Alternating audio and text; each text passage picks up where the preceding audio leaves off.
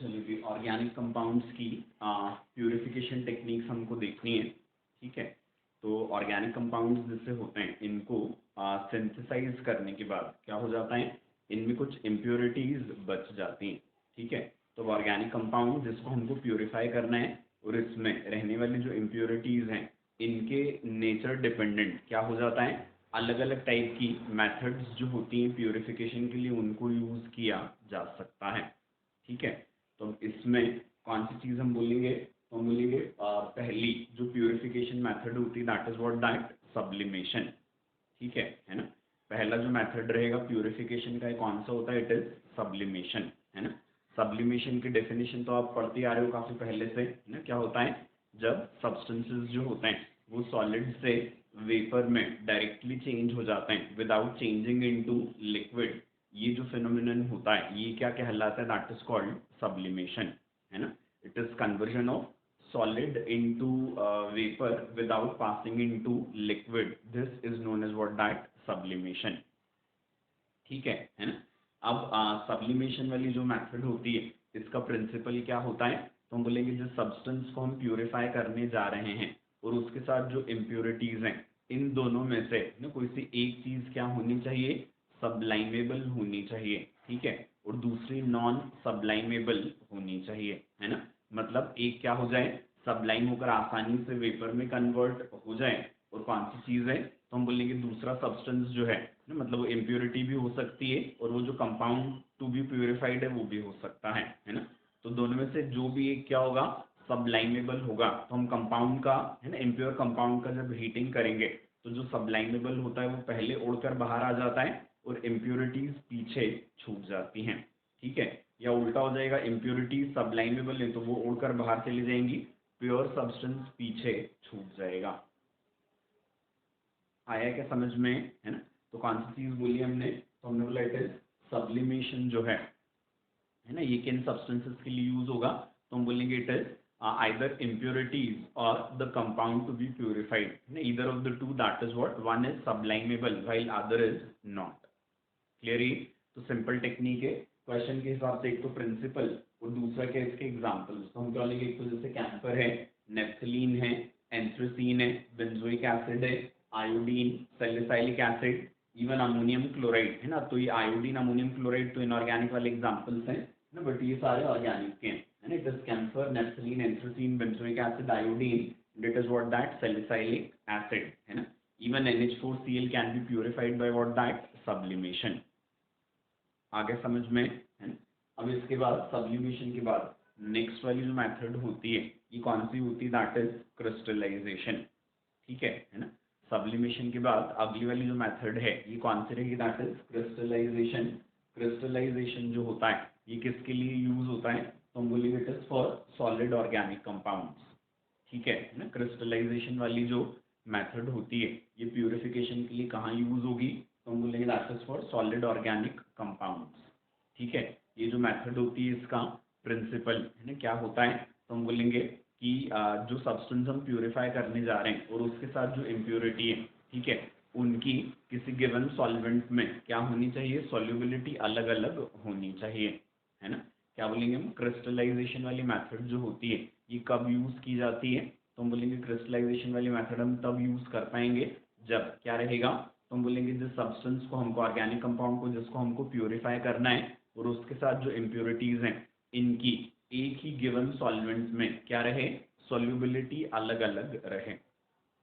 ठीक है, तो क्या होगा इससे, तो हम बोलेंगे सॉल्युबिलिटी यदि अलग अलग होती है तो क्या हो जाएगा, इसका जो सब्सटेंस टू बी प्यूरिफाइड है ना, इसको जब हम इस सॉल्वेंट में डालेंगे तो कौन सी वाली चीज हो जाएगी, तो हम बोलेंगे एक सैचुरेटेड सॉल्यूशन बना के इसको हम जब इवोपरेशन के लिए छोड़ते हैं तो जिसकी सॉल्युबिलिटी कम होती है वो क्या हो जाएगा, पहले क्रिस्टलाइज होकर बाहर आ जाएगा, और जिसकी सॉल्युबिलिटी ज़्यादा होती है वो क्या हो जाएगा, सॉल्वेंट में ज़्यादा देर तक रह जाएगा। आती बात समझ में। ठीक है, तो कौन सी चीज़ बोली हमने यहाँ पर, तो हम बोलेंगे इस वजह से क्या हो जाएगा, तो हम बोलेंगे जो सब्सटेंस है और उसके अंदर रहने वाली जो इम्प्योरिटीज़ हैं, ठीक है, उनकी सॉल्युबिलिटी में डिफरेंस का फ़ायदा उठाकर क्या करते हैं, यहाँ पर क्रिस्टलाइजेशन मेथड से प्यूरिफिकेशन कर लेते हैं। आ गई बात समझ में। ठीक है, अब कौन सी चीज़ हम बोलेंगे यहाँ पर, कि अभी जो क्रिस्टलाइजेशन वाली मेथड होती है इसको हम डिटेल में देखें। ठीक है, तो इसके लिए हम क्या करते हैं, तो हम बोलेंगे जो इम्प्योर कंपाउंड होता है इसको अपन डिसॉल्व करते हैं एक सूटेबल सॉल्वेंट में, जिसमें वो क्या रहेगा नॉर्मल टेम्परेचर पर स्पेरिंगली सोल्यूबल होता है, लेकिन क्या रहेगा हायर टेम्परेचर पर वो एप्रिशिएबली सोल्यूबल होता है ना। क्या किया हमने, the compound to be purified, उसको हमने डिसॉल्व किया किसमें, that is in suitable solvent. Suitable solvent का मतलब क्या, तो हम बोलेंगे जो क्या करेगा, तो हम बोलेंगे जिसमें सब्सटेंस जो रहेगा वो नॉर्मल टेम्परेचर पर स्पेरिंगली सोल्यूबल होता है, ठीक है, लेकिन हाई टेम्परेचर पर वो क्या रहेगा एप्रिशिएबली सोल्यूबल होगा। ठीक है, तो इससे है ना हम करेंगे क्या, तो हम बोलेंगे कि वो जो सॉल्वेंट होगा है ना उसमें नॉर्मल टेम्परेचर पर सॉल्युबिलिटी कम है, तो हम क्या करेंगे सॉल्वेंट को गर्म करके पहले सब्सटेंस को डिसॉल्व कर लेंगे और उसके बाद फिर है ना कौन सी चीज़ करते हैं, तो हम बोलेंगे डिसॉल्व करने के बाद है ना क्या हो जाएगा, तो हम बोलेंगे इसको जब हम ठंडा करते हैं तो ठंडा करने पर कौन सी चीज़ हो जाती है, तो हम बोलेंगे ठंडा करने पर क्या हो जाएगा, ये कम सोल्यूबल था तो क्या हो जाएगा क्रिस्टल के फॉर्म में बाहर आसानी से आ जाता है। ठीक है, तो सूटेबल सॉल्वेंट का मतलब ये है कि नॉर्मल टेम्परेचर पर वो सब्सटेंस को कम डिसॉल्व करे और हाई टेम्परेचर पर एप्रिशिएबली डिसॉल्व कर ले, ताकि क्या हो जाए सॉल्यूशन बनाया जा सके। क्लियर है ना। इसके बाद फिर अगली चीज जो हम बोलते हैं वो क्या करेंगे, तो हम बोलेंगे सॉल्यूशन जो इसको बनाने के बाद है ना हम इसको क्या कर लेते हैं नियरली सैचुरेटेड सॉल्यूशन तक ले जाएंगे। सैचुरेटेड सॉल्यूशन का मतलब जानते हैं अपन, ठीक है ना, तो सॉल्यूशन जो होता है इसको हम कॉन्सेंट्रेट करते हैं nearly up to saturated solution. ठीक है, इसके बाद क्या करेंगे हम, तो उसको हम बोलेंगे जब ठंडा होने के लिए छोड़ते हैं तो प्योर सब्सटेंस जो होता है वो क्रिस्टलाइज होकर बाहर आ जाता है। ठीक है, और उसको अपन फिल्टर करके निकाल लेते हैं है ना। इस सॉल्यूशन को जो हम ठंडा होने के लिए छोड़ रहे हैं तो क्या बोले हमने कि जिसकी सॉल्युबिलिटी कम है वो क्या हो जाएगा पहले बाहर निकल जाता है क्रिस्टल बनाकर। तो ये जो क्रिस्टल्स होते हैं इनको हम फिल्टर करके बाहर निकाल लेते हैं, तो फिल्ट्रेशन से प्योर क्रिस्टल्स मिल जाते हैं। जो फिल्ट्रेट बचता है वो क्या भी कहलाता है, मदर लेकर कहलाता है। उसमें क्या रहेगा, तो हम बोलेंगे उसमें इम्प्योरिटीज होती हैं। ठीक है, और क्या हो जाएगा जो कंपाउंड टू बी प्यूरिफाइड है उसका थोड़ा अमाउंट होता है ना। मदर लिकर या फिल्ट्रेट जो होता है it contains what impurities and some amount of the compound. आ गई बात समझ में। ठीक है, इसके बाद क्या हो जाएगा, यदि कंपाउंड जो होता है वो एक सॉल्वेंट में भी काफी ज्यादा सोल्यूबल होता है और दूसरे सॉल्वेंट में यदि क्या है वो कम सोल्यूबल है, तो हम बोलेंगे जब तो उस समय पर क्रिस्टलाइजेशन जो होता है वो करवाने के लिए हम क्या करेंगे मिक्सचर ऑफ सॉल्वेंट यूज करेंगे, है ना। कौन सा एक, वो जिसमें उसकी सोल्यूबिलिटी कम है और वो जिसमें उसकी सोल्यूबिलिटी ज्यादा है।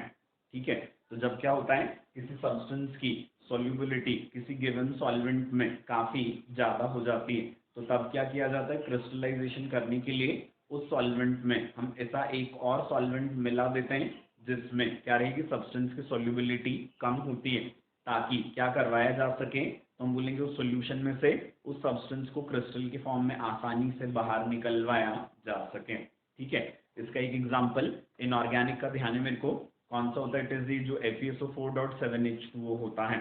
ठीक है, तो ये FeSO4.7H2O क्या होता है, तो हम बोलेंगे वाटर में हाईली सोल्यूबल है, तो इसको क्रिस्टलाइज करके जब हमको बाहर निकालना होता है तो हम एक्वा सोल्यूशन में क्या डाल देते हैं थोड़ा सा अल्कोहल। अल्कोहल में FeSO4.7H2O की सोल्यूबिलिटी कम होती है, तो अब क्या हो जाएगा वो क्रिस्टलाइज होकर वहां से आसानी से बाहर निकल जाता है। समझ आ गई बात ये। ठीक है, तो इसका एक एग्जांपल बता दिया मैंने आपको। फिर हम कौन सी चीज बोलते हैं, कैसी वाली इम्प्योरिटीज जो क्या करती हैं कलर इम्पार्ट करती हैं। ठीक है, उनको हटाने के लिए किसको यूज किया जाता है, एक्टिवेटेड चारकोल को यूज किया जाता है, जहां पर एड्सॉर्प्शन से क्या हो जाएगा वो कलर्ड इम्प्योरिटी हट जाती है। ठीक है ना। कौन सी चीज बोली हमने, तो हम बोलते हैं impurities which impart colour to the solution. Impurities which impart colour to the solution, impurities जो क्या करेंगी सॉल्यूशन को कलर दे देती हैं। ठीक है, उनको हटाने के लिए क्या यूज करते हैं, दैट इज एक्टिवेटेड चारकोल, जहां पर कलर्ड इम्प्योरिटीज को एब्जॉर्ब करके हटा लिया जाता है ना। इसके बाद फिर हम कौन सी चीज बोलते हैं कि ऐसे वाले सब्सटेंसेस जिनमें सॉल्युबिलिटीज कंपेरेबल होती हैं। ठीक है, तो हम बोलेंगे उनको एक दूसरे से अलग अलग करना थोड़ा मुश्किल पड़ता है, तो तब वहां पर हम क्या करते हैं, it is repeated crystallisation process को यूज करते हैं। मतलब हम क्या करेंगे क्रिस्टल्स बनते हैं, उनको फिर डिसॉल्व करते हैं, बनते हैं फिर डिसॉल्व करते हैं, मतलब क्रिस्टलाइजेशन का जो प्रोसेस होता है इसको कई बार रिपीट किया जाता है ना। अब इससे रिलेटेड क्वेश्चंस जो बनेंगे किस किस टाइप के, तो पहली लाइन से चालू हो रहे हैं कि क्रिस्टलाइजेशन किस किस टाइप के ऑर्गेनिक कंपाउंड्स के लिए यूज होगा, तो हम बोलेंगे सॉलिड। प्रिंसिपल वाला क्वेश्चन कि जब सब्सटेंसेस जो होते हैं ना, क्या होते हैं, इनकी सॉल्युबिलिटी अलग अलग होती है ना एक सॉल्वेंट में, तो कौन सी प्रोसेस ऑफ प्यूरिफिकेशन यूज कर सकते हैं, तो आंसर हो जाएगा क्रिस्टलाइजेशन। ठीक है, फिर ये प्रोसेस है, इससे रिलेटेड तो कोई खास नहीं रहेगा, है ना। फिर हम कौन सी चीज बोलते हैं इसमें, अगला क्वेश्चन यहाँ से बनेगा कि कंपाउंड जो होता है यदि एक सॉल्वेंट में काफी ज्यादा सोल्यूबल है तब क्या किया जाएगा, तो तब क्या करते हैं हम एक ऐसा वाला सॉल्वेंट इसमें डालेंगे जिसमें उसकी सोल्यूबिलिटी कम होती है ताकि क्रिस्टलाइजेशन को फास्ट बनवाया जा सके। फिर एक क्वेश्चन ये नेक्स्ट वाली लाइन वाला बन जाएगा कौन सा, कि यदि क्रिस्टलाइजेशन करवाते समय इम्प्योरिटीज ऐसी आ जाएं जो सोल्यूशन को कलर देने वाली थी, तो तब ऐसे केस में क्या यूज किया जाता है उसको डीकलराइज करने के लिए, तो that is activated charcoal use करते हैं। ठीक है, और कौन सी चीज है, अगला ये बोला जाएगा कि सब्सटेंसेस की सॉल्युबिलिटीज यदि नियरली सेम है किसी गिवन सॉल्वेंट में, तो फिर क्रिस्टलाइजेशन को इफेक्टिव कैसे बनवाते हैं, तो आंसर क्या रहेगा, it is by repeated crystallisation. समझ आ गई बात ये। ठीक है, तो ये क्रिस्टलाइजेशन से रिलेटेड क्वेश्चन हैं सारे, है ना। अब इसके बाद फिर नेक्स्ट वाली जो प्यूरिफिकेशन मेथड है ये कौन सी रहेगी, दैट इज डिफरेंशियल एक्सट्रैक्शन। ठीक है, नेक्स्ट वाली जो प्यूरिफिकेशन मेथड है ये कौन सी रहेगी, दैट इज डिफरेंशियल एक्सट्रैक्शन। ठीक है, डिफरेंशियल एक्सट्रैक्शन जो है इसमें प्रिंसिपल क्या होता है, दैट इज पार्टीशन प्रिंसिपल होता है ना। डिफरेंशियल एक्सट्रैक्शन प्रोसेस जो होती है ये पार्टीशन प्रिंसिपल पर बेस्ड होती है ना। पार्टीशन प्रिंसिपल होता क्या है, तो हम बोलेंगे जैसे दो इमिसिबल लिक्विड्स हम लेते हैं, ठीक है, और इसमें किसी तीसरे सब्सटेंस को जब इंट्रोड्यूस किया जाता है तो जो तीसरा सब्सटेंस होता है वो क्या हो जाएगा, इन दोनों इमिसिबल लिक्विड लेयर्स में अपने आप को डिस्ट्रीब्यूट कर लेता है या अपना पार्टीशन कर लेगा। ठीक है ना, depending upon its affinity with the two liquid layers. ठीक है, जिस लिक्विड से उसकी एफिनिटी ज्यादा होती है उसमें वो ज्यादा चला जाएगा, और जिसके साथ उसकी एफिनिटी कम होती है उसमें वो कम जाता है। समझ आ गई बात ये, है ना। तो क्या बोले अपन ने, ये चीज जो होती है क्या कहलाता है, that is called partition principle या डिस्ट्रीब्यूशन प्रिंसिपल कहलाता है ना। कि दो इमिसिबल लिक्विड्स में किसी तीसरे सब्सटेंस को इंट्रोड्यूस करवाने पर ये जो तीसरा सब्सटेंस होता है उन दोनों लिक्विड लेयर्स में अपने आप को डिस्ट्रीब्यूट कर लेता है या अपना पार्टीशन कर लेता है depending upon its affinity with the two liquids. ठीक है, जिस लिक्विड से उसकी एफिनिटी ज्यादा होती है उसमें वो ज़्यादा डिजॉल्व हो जाएगा, और जिससे उसकी एफिनिटी कम होती है उसमें वो कम चला जाता है। समझ आ गई बात ये, है ना। अब ये इसको अपन एज ए प्यूरिफिकेशन टेक्निक किस टाइप से यूज कर पाएंगे, तो उसके लिए हम क्या बोलते हैं कि है ना, क्या है, जो हमने किसी ऑर्गेनिक कंपाउंड को सिंथेसाइज किया है, ठीक है, और उसको सिंथेसाइज करते समय भी हमने क्या किया है, वाटर यूज किया था, तो क्या हो जाएगा, तो हम बोलेंगे ऑर्गेनिक कंपाउंड जो होता है वो एक सोल्यूशन में चला जाता है। ठीक है, तो उसको वहां से निकालने के लिए हम क्या करते हैं कि इस एक्वस सॉल्यूशन में एक ऑर्गेनिक सॉल्वेंट डालते हैं। ठीक है ना, और इस ऑर्गेनिक सॉल्वेंट में क्या हो जाएगी, वो जो ऑर्गेनिक कंपाउंड हमने सिंथेसाइज किया था उसकी सॉल्युबिलिटी ज्यादा होती है। ठीक है, तो कौन सी चीज बोली हमने, हमने बोला किसी ऑर्गेनिक कंपाउंड को बनाते समय यदि हमने वाटर यूज किया था तो बनने के बाद वो वाटर में प्रेजेंट है, हमको उसको वहां से हटाना है, मतलब वाटर इज एन इम्प्योरिटी है। ठीक है, तो हम क्या करते हैं, इस एक्वस सॉल्यूशन में किसको डाल देते हैं, एक दूसरे ऑर्गेनिक लिक्विड को डाल देते हैं, जिसमें क्या होता है, वो जो ऑर्गेनिक कंपाउंड हमने सिंथेसाइज किया था उसकी सॉल्युबिलिटी ज्यादा होती है बजाय किसके, वाटर के। समझ आ गई बात ये, और वो जो ऑर्गेनिक सॉल्वेंट हमने लिया है वो, और जो वाटर हमने लिया है वो क्या रहेंगे, they are immiscible with each other.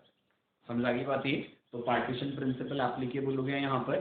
तीसरा सब्सटेंस कौन हो गया, तो हम बोलेंगे that is organic compound to be purified. ठीक है, दो इमिसिबल लिक्विड्स कौन हो गए, तो हमने बोला वाटर, और एक और कौन, जो हमने बाहर से ऑर्गेनिक सॉल्वेंट डाला है जिसमें किसकी सॉल्युबिलिटी ज्यादा है, organic compound to be purified की।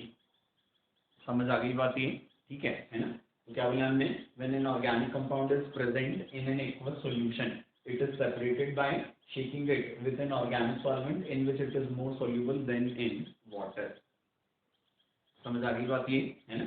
अब हम क्या बोलते हैं ऑर्गेनिक, ये बोल दिया अपने, organic solvent in water should be immiscible, है ना। इसके लिए जो एपरेटस यूज किया जाता है इसको हम सेपरेटिंग फनल या सेपरेटरी फनल बोलते हैं, ठीक है ना। इसको हम क्या बोलते हैं, दिस इज कॉल्ड सेपरेटरी फनल और सेपरेटिंग फनल, ठीक है। तो हमने क्या किया इसमें, हमने पहले डाल दिया किसको, दैट इज एक्वस सॉल्यूशन, जिसमें क्या प्रेजेंट है, organic compound to be separated. उसके बाद उसमें हमने डाला किसको, that is another organic solvent, जिसमें जो वाटर में इमिसिबल है, लेकिन क्या हो जाएगा, ऑर्गेनिक सॉल्वेंट इसमें ज्यादा सोल्यूबल होता है ना। इसके बाद ये जो सेपरेटिंग फनल होती है इसका वो रहेगा ना, क्या बोलेंगे, इसका ढक्कन बोल लेते हैं अपन को समझने के लिए ना, इसमें एक वो लगा देंगे जिससे बंद हो जाएगा। इसके बाद ये नीचे वाला नॉब इसको हम क्लोज करके रखते हैं और इसका हम क्या कर लेंगे, शेकिंग कर लेते हैं ना अच्छे से, ठीक है। शेकिंग करने से कौन सी चीज हो जाएगी, तो हम बोलेंगे ऑर्गेनिक सॉल्वेंट एंड वाटर जो इमिसिबल थे वो एक इंटरपेनिट्रेट करेंगे, है ना। और इस इंटरपेनिट्रेशन में होगा क्या, तो हम बोलेंगे जो वाटर था उस वाटर के अंदर क्या प्रेजेंट था, organic compound to be purified, वो वाटर में से निकल कर किस में चला जाएगा, ऑर्गेनिक सॉल्वेंट में चला जाता है, क्योंकि उसमें उसकी सोल्यूबिलिटी ज्यादा थी। फिर इसको हम स्टैंड पर रख देते हैं सेटल होने के लिए, तो क्या हो जाएगा, ऑर्गेनिक सॉल्वेंट और वाटर फिर से एक दूसरे से अलग अलग हो जाएंगे, है ना। बट अलग अलग होते समय कौन सी चीज हुई थी, तो हमने बोला वाटर में से organic compound to be purified निकल करके इसमें चला गया था, ऑर्गेनिक सॉल्वेंट में चला गया था, ठीक है। अब कौन सी चीज होती है, तो हम बोलेंगे अब ये जो सेपरेटिंग फनल होती है इसके नीचे अपन क्या लगा देंगे, एक रिसीवर, ये जो नॉब होता है इसको ओपन करेंगे तो क्या हो जाएगा, ये एक्वस लेयर, नॉर्मली वाटर भारी होता है ऑर्गेनिक सॉल्वेंट से, CCl4 वगैरह होंगे तो वो वाटर से हैवी होते हैं, ठीक है। तो ये एक लेयर जब तक यहाँ नीचे आती है इसको आने देते हैं, फिर इसको हम क्लोज कर लेंगे, ठीक है। तो इसको क्लोज करने पर क्या हो जाएगा, वाटर नीचे आ गया, है ना, इम्प्योरिटीज के साथ, और ऑर्गेनिक सॉल्वेंट ऊपर ही बच जाएगा। और उस ऑर्गेनिक सॉल्वेंट में कौन है, तो हमने बोला वाटर में से निकल कर जो ऑर्गेनिक कंपाउंड था हमारा वो उसमें रह चुका। समझ आ गई बात है। अब इस वाटर को हम हटा देते हैं, या इस वाटर में हम फिर से वही ऑर्गेनिक सॉल्वेंट डालेंगे, प्रोसेस को 2-3 बार रिपीट करेंगे, तो वाटर में जितना भी ऑर्गेनिक कंपाउंड होगा वो किस में चला जाएगा, ऑर्गेनिक सॉल्वेंट में चला जाता है, ठीक है। अभी 2-3-4 बार प्रोसेस के रिपीटिशन से ऑर्गेनिक सॉल्वेंट्स हमको जो बार बार मिल रहे थे उनको हम किस में, कंटेनर में इकट्ठा कर लेते हैं, है ना। हमारे काम का ऑर्गेनिक कंपाउंड उसी में प्रेजेंट है। अब उसमें से ऑर्गेनिक कंपाउंड को ऑब्टेन करने के लिए क्या करते हैं, तो हम बोलेंगे या तो इवापोरेशन या डिस्टिलेशन। तो इवापोरेशन या डिस्टिलेशन से क्या हो जाएगा, तो हम बोलेंगे जो ऑर्गेनिक सॉल्वेंट हमने लिया था वो उड़ जाता है और जो सब्सटेंस टू बी प्यूरिफाइड है वो पीछे बचा रह जाएगा। आगे बात समझ में अच्छे से, है ना। अब इसके बाद हम कौन सी चीज बोलते हैं, यदि ऑर्गेनिक कंपाउंड जो होता है वो ऑर्गेनिक सॉल्वेंट में कम सोल्यूबल होगा, ठीक है, तो तब हम कौन सी चीज बोलेंगे, तो मैं बोला जो प्रोसेस है इसको हमने जो रिपीट किया था तो इसको हमको कई बार रिपीट करना पड़ जाएगा वाटर में से उस ऑर्गेनिक सब्सटेंस को निकालने के लिए। ऐसे में हम क्या बोलते हैं, हम बोलेंगे ऑर्गेनिक सॉल्वेंट जो है वो काफी ज्यादा अमाउंट में हमको यूज करना पड़ेगा, even for extracting what, a very little quantity of the organic compound to be purified, है ना, क्योंकि प्रोसेस जो होगी उसको हमको कई बार रिपीट करना पड़ जाता है। अगली बात समझ में, तो क्या बोला हमने, if the organic compound is less soluble in organic solvent, a very large quantity of solvent would be required to extract even a small quantity of the compound, ठीक है। द टेक्निक, इसको हम क्या बोलते हैं, कंटिन्यूस एक्सट्रैक्शन, है ना। ये जो प्रोसेस हम यूज कर रहे हैं ना बार बार ऑर्गेनिक सॉल्वेंट को लेने का, इसको हम कंटिन्यूस एक्सट्रैक्शन बोलते हैं, है ना। फिर हम कौन सी चीज बोलते हैं, इस टेक्निक में सेम सॉल्वेंट जो होता है इसको रिपीटेडली यूज किया जाता है for extraction of the compound. समझ आ गई बात ये, ठीक है। तो अब इससे रिलेटेड जो क्वेश्चंस बनेंगे वो किस किस टाइप के बनते हैं, तो हम बोलेंगे डिफरेंशियल एक्सट्रैक्शन जो होता है, ठीक है, इसका प्रिंसिपल क्या होता है, तो इसका प्रिंसिपल क्या रहेगा, दैट इज पार्टीशन, ठीक है। फिर इसके बाद कौन सी चीज अपन बोलते हैं अगली वाली, तो इसमें है ना, मतलब किस टाइप के ऑर्गेनिक सब्सटेंसेस को हम वो करेंगे, तो हम बोलेंगे ऐसे वाले ऑर्गेनिक सब्सटेंसेस जो ऑर्गेनिक सॉल्वेंट में ज्यादा सोल्यूबल होते हैं बजाय किसके, दैट इज वाटर के, ठीक है। फिर डिफरेंशियल एक्सट्रैक्शन जो होता है इसको करने के लिए कौन सा एपरेटस यूज किया जाता है, तो दैट इज सेपरेटरी फनल और सेपरेटिंग फनल, ठीक है। फिर उसके बाद कौन सी चीज बोली जाएगी, यदि organic substance to be purified इसकी सॉल्युबिलिटी ऑर्गेनिक सॉल्वेंट में कम होती है तो क्या किया जाता है, तो क्या बोलेंगे, हम कंटिन्यूस एक्सट्रैक्शन टेक्निक को अप्लाई करते हैं, ठीक है। कंटिन्यूस एक्सट्रैक्शन टेक्निक में क्या करेंगे, हम बोलेंगे सेम सॉल्वेंट का रिपीटेड यूज किया जाता है ना। और एक लास्ट क्वेश्चन जो बनता है वो कौन सा, कि organic compound to be purified, ठीक है, इसको सेपरेटिंग फनल से सेपरेट करने के बाद, ठीक है, ऑर्गेनिक सॉल्वेंट को कैसे हटाया जाता है, तो कैसे हटाएंगे, दैट इज बाय इवोपरेशन और इट इज बाय डिस्टिलेशन। समझ आ गई बात ये, है ना। तो ये सारे क्वेश्चंस रहेंगे इससे रिलेटेड, ठीक है। तो 3 प्यूरिफिकेशन टेक्निक्स हमने देख ली। अब नेक्स्ट वाले वीडियो में क्रोमेटोग्राफी हम देख ही चुके हैं, है ना। नेक्स्ट वाले वीडियो में अपन ना डिस्टिलेशन के अलग अलग मेथड्स जो हैं उनको 1 by 1 देखेंगे, ठीक है।